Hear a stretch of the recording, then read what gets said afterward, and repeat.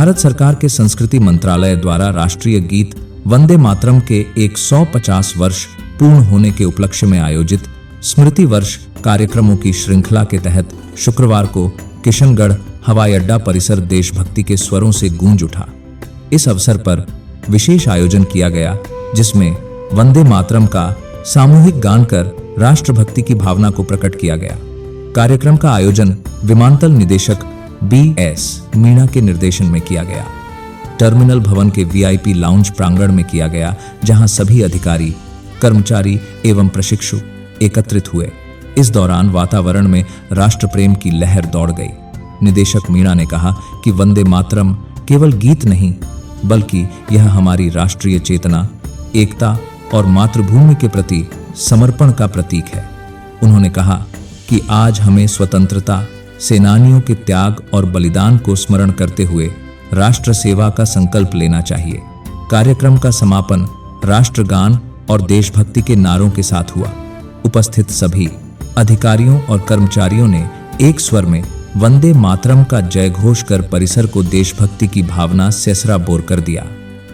अब देखिए वंदे मातरम राष्ट्रगीत की कहानी। स्वतंत्रता आंदोलन में बनी रक्त रंजित आहुति की पुकार, वंदे मातरम। रोक लगी गाने पे तो बनी स्वाभिमानी हुंकार, वंदे मातरम। किया स्वराज संघर्ष में आशा का संचार, वंदे मातरम। हमेशा रहेगी आजाद भारत की एकता का श्रृंगार, वंदे मातरम। आज ये उद्घोष, ये समर्पण गीत पूरे कर रहा है अपने सृजन के 150 वर्ष। जब ब्रिटिश सरकार भारतीयों की स्वतंत्र आत्मा पर आघात कर रही थी, तब वंदे मातरम महामंत्र बनकर कोलकाता से काशी और कश्मीर से कन्याकुमारी तक भारतीयों के हृदय में मां भारती के लिए भक्ति और प्रेम जगा रहा था।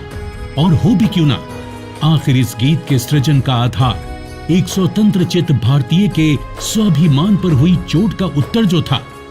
सन 1873 बंकिम चंद्र चट्टोपाध्याय एक शाम जब अपने घर लौट रहे थे कि वहां उपस्थित कर्नल डफिन नाम के एक ब्रिटिश ऑफिसर ने उनके साथ हाथापाई की। एक उच्च पद के प्रशासनिक अधिकारी होने के बावजूद इस सार्वजनिक अपमान ने बंकिम बाबू को अपने ही देश में गुलामी की असली पीड़ा का एहसास करवाया, और यही घटना वंदे मातरम की रचना का आधार बनी। सन 1875 में संस्कृत और बंगाली शब्दों के संगम से भारतीय संस्कृति और आत्मगौरव के पुनर्जागरण के लिए बंकिम बाबू ने इस गीत की रचना की। इस गीत में भारत को एक सजीव इकाई, एक मां के रूप में दर्शाया गया। एक ऐसी मां जो शस्य से श्यामला, सुजलाम, सुपोषित और पवित्र है। 1882 में बंकिम बाबू द्वारा आनंद मठ उपन्यास में यह गीत पहली बार प्रकाशित हुआ, और 1896 में रविंद्रनाथ टैगोर ने इसे कांग्रेस के कलकत्ता अधिवेशन में पहली बार गाया।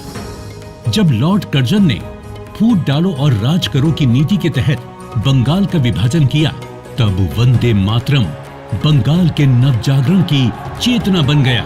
ब्रिटिश सरकार ने गीत पर तुरंत प्रतिबंध लगा दिया, पर भारत प्रतिबंधों के आगे कब झुका है।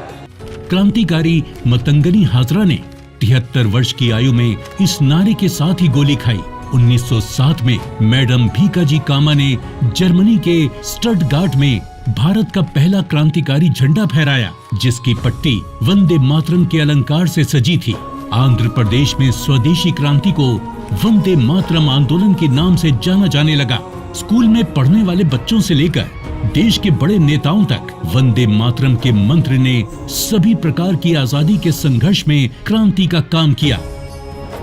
आजादी की आवाज बन चुके वंदे मातरम को उसके ऐतिहासिक योगदान के लिए 24 जनवरी 1950 को राष्ट्रीय गीत का गौरव प्राप्त हुआ। वंदे मातरम ने अपने जन्म से लेकर आज तक भारत की राजनीति, भक्ति और कला को एक संगठित देशभक्ति की दिशा दी है। ये गीत उस मातृशक्ति का आह्वान है जिनकी वंदना में करोड़ों भारतीयों ने अपना जीवन अर्पित कर दिया।